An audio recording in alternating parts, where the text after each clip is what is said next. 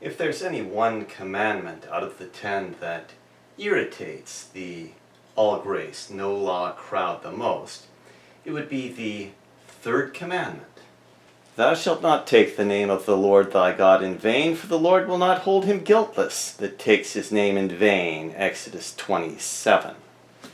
If they claim to be serving the God in heaven, responsible for the creation of this earth, the Father of Jesus, people better be on board with his program. Otherwise, they're just taking his name in vain. Hence, this commandment functions as an important check on hypocrisy for Buddhists, Muslims, Hindus that don't have the Lord God as their God. This commandment is inapplicable. They have their thousands of gods already. But if you claim to be serving the Lord God, you have to be on board with his program. While the commandment applies to every Christian, we consider a concrete example. On Christianity's most joyful day, Pope Francis in his Easter Sunday message called for peace in a world marked by war and conflict, beginning with the beloved and long-suffering land of Syria and extending to the entire Middle East, the Korean Peninsula, and parts of Africa, affected by hunger, endemic conflicts, and terrorism. This is the Pope of Rome, leader of the 1.2 billion Catholics around the world, calling for peace and help for the suffering. When the traditions of his church are at odds with this message of peace, the Bishop of Béziers introduced the custom of preaching inflammatory sermons every day, from Palm Sunday to the second day of Easter, calling upon the Christians to avenge upon the Jews the crucifixion of Jesus. And the mob, under the influence of these addresses that dwelt upon the passion of Jesus, used to arm itself with stones and attack and maltreat the Jews. This disturbance was repeated year after year, and the bishop bestowed his blessings upon the mob in each instance. And it wasn't just the Jews. The Cathars originated from an anti-materialist reform movement within the Bogomil churches of Dalmatia and Bulgaria, calling for a return to the Christian message of perfection, poverty, and preaching. The reforms were a reaction against the often scandalous and dissolute lifestyles of the Catholic clergy in southern France.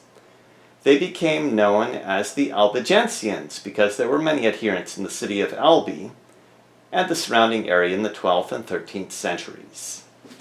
The Cathars wanted to get back to simple living, the sort of lifestyle modeled by Jesus, somewhat at odds with the luxurious and dissolute lifestyle of the clergy in that day, and, as we see in this photo, in our day. It is also true that when the Albigensians spread and began to engulf larger and larger sections of the southern French populace, Innocent dispatched special legates in the person of some Cistercians. But by their bearing and provocatively ostentatious way of living, they only aggravated the situation. The Pope knew that the Cathars disagreed with his theology and didn't even want to make financial contributions to his church, so he sent out some missionaries, but they were living high, and that just irritated the Albigenses even more. The legates were weary of the task entrusted to them by the Pope and wished to abandon it, since they had achieved little or nothing in preaching to the heretics. Whenever they tried to preach to them, the heretics countered by pointing to the disgraceful behavior of the clergy, and argued that if the legates wanted to reform the lifestyle of the clergy, they would have to give up their preaching campaign. The missionaries, or legates to the Albigenses, were discouraged with their work, because every time that they were out preaching a sermon, the Albigenses said, "Go practice what you preach. Go do what Jesus did." To calm the concerns of the legates, the bishop gave this salutary advice. Leaving everything else aside, they should concentrate more vigorously on their preaching, and they should counter the criticism of the ill-disposed by displaying humility in all their conduct, by following the example of the Divine Master, and by generally imitating the ways of the apostles in all respects. However, the legates did not themselves wish to take responsibility for such an initiative. Instead, they promised that if some acceptable authority were to set an example, they would most willingly follow it. What more? At once the bishop, that dedicated servant of God, put himself forward to show the way. He sent his household and wagons back to Osma, and, content with a single companion, left Montpellier, together with Peter of Castelnau and Ralph. The clever Bishop of Osma recognized the problem and told the legates to tune their lifestyle. They didn't really feel like doing it and were wondering if someone might be able to lead the way. So the bishop decided to try with just a few companions. At this time, Peter of Castelnau was traveling out of Provence on his pacing mule. He reached the Rhone at Saint-Gilles, and there he excommunicated the Count of Toulouse for supporting the mercenaries, who were ravaging the countryside.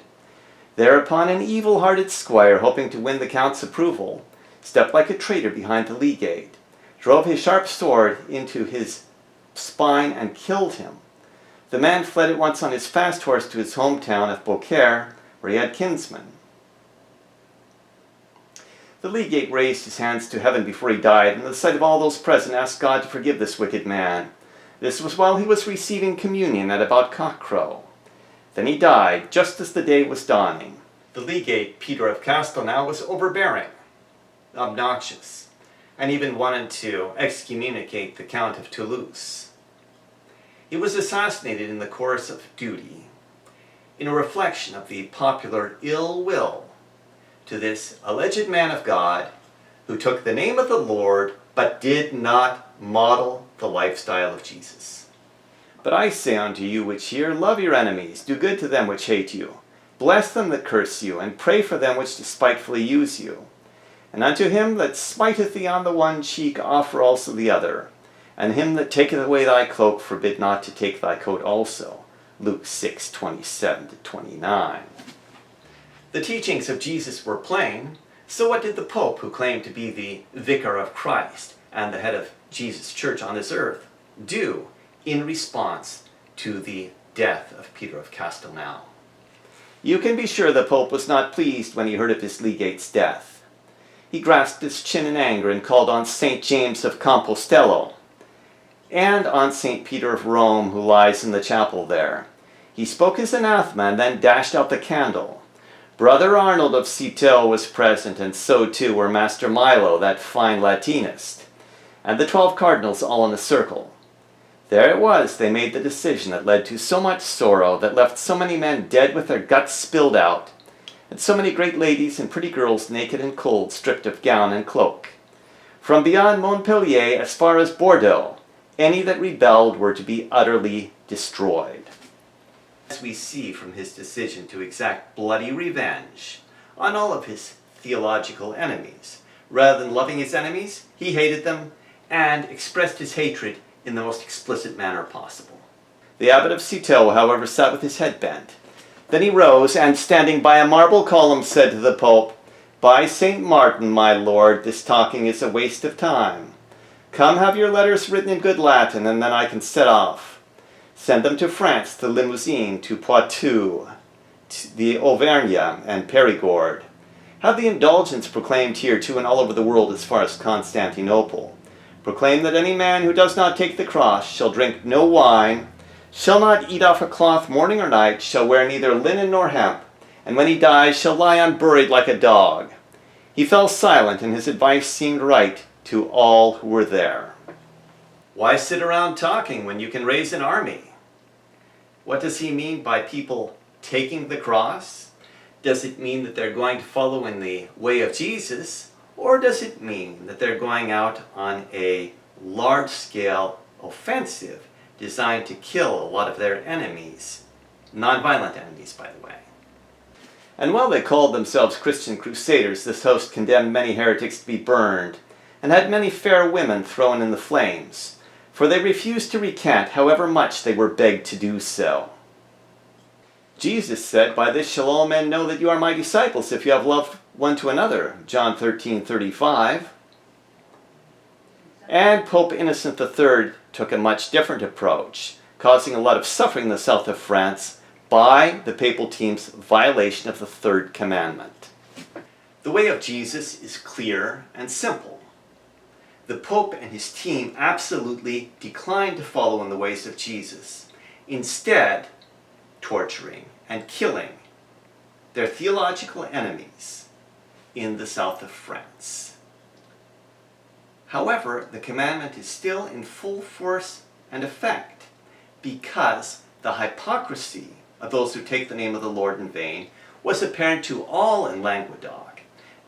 Every Albigense knew that these papal legates were talking one thing and doing another, and really suggested that they should reform themselves. So any time that Christian missionaries or evangelists are dealing with paltry results, they really need to carefully consider if their life is consistent with their proclamation.